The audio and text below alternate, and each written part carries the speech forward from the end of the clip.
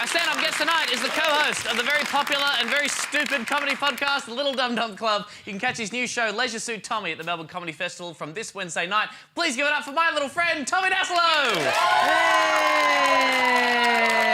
Hey!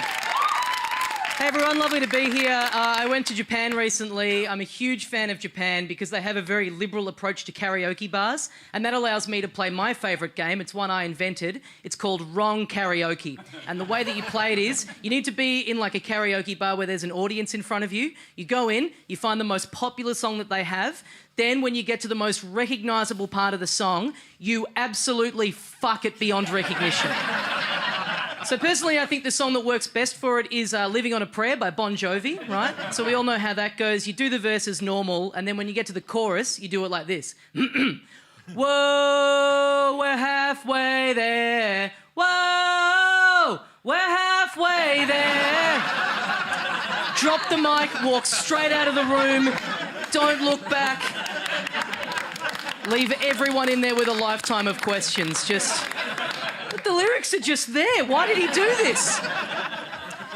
I'm a big fan of music, so halfway through last year, I bought myself a pair of noise-cancelling headphones, and then the very next day, I got a flight to Sydney. Perfect timing. And some of you might have considered purchasing them, but you're not sure if they're worth it or not. So I thought what I'd do is I'd talk you through the pros and cons of noise-cancelling headphones so you can make up your own mind. So the pros are the sound quality is amazing, crystal clear sound. Most of them are wireless, so you don't get tangled up in cords in your seat. And they really do block out everything. So you put them on, and then it's just you and the music, nothing else to disturb you. So those are the pros of noise-cancelling headphones. The cons of noise-cancelling headphones are that they literally block out everything. So say, for example, you're on your flight to Sydney and halfway through the captain comes over the speakers and tells everyone that due to an engineering fault, your plane will be turning around halfway through and coming back to Melbourne. You don't hear any of that because you've been locked into Jamiroquai's 2001 album, A Funk Odyssey. So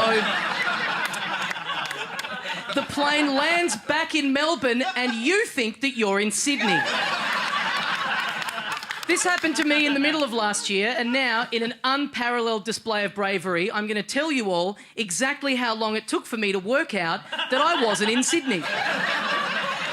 So I walk across the tarmac and the sun is shining and I look up and I think, oh, Sydney has just really turned it on for the great man. God, I'm glad I'm not in gloomy, depressing Melbourne like some absolute dickhead. Off to the Opera House. I walk up through the terminal, I walk through the food court, the very same food court that I had walked the other direction through 90 minutes earlier, and I think to myself, okay, it's pretty obvious what's happening here.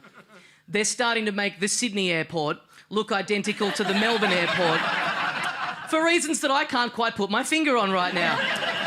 Oh, well, no time for speculating. I've got a ticket to the zoo.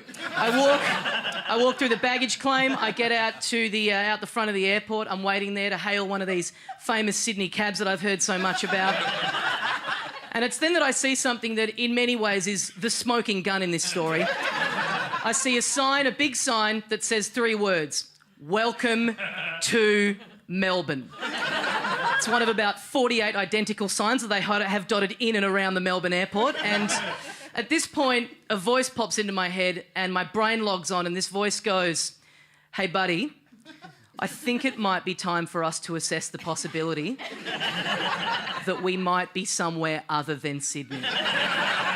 I don't know if anyone has had a moment like this where in an instant everything that you thought you knew is wrong and the rug is pulled out from underneath you. It's very confronting. It's a very wild experience. I've never felt anything like it. Your body reacts in a way that you never would have predicted.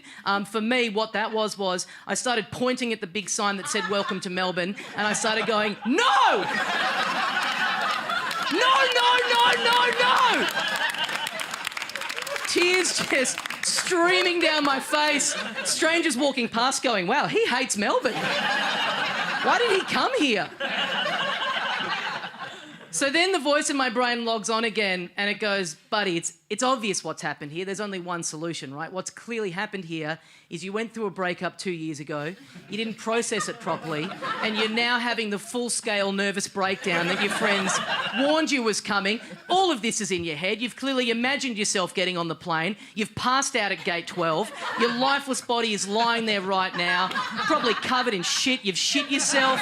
They're going to drag you off. They're going to lock you in a padded room and throw the key away. This is the beginning of a slow descent into mental illness from which you will never recover, you sad, sad little worm.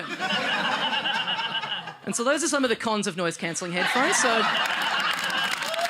now you, the consumer, can make up your own mind.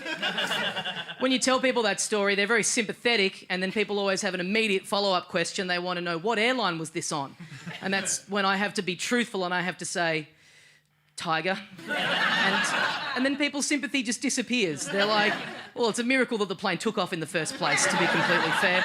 And I've continued to fly Tiger multiple times since this happened. You might find that hard to believe, but, you know, I'm brand loyal like that. And, you know, apart from that one day, I've never had any bad instances with Tiger. Their flights have always left on time. They've always been completely fine to me. And also, they're cheap. Their flights are cheap. Like, $59 Melbourne to Melbourne is an incredible deal. Like, thanks very much, guys. Tommy Dassalo, everybody!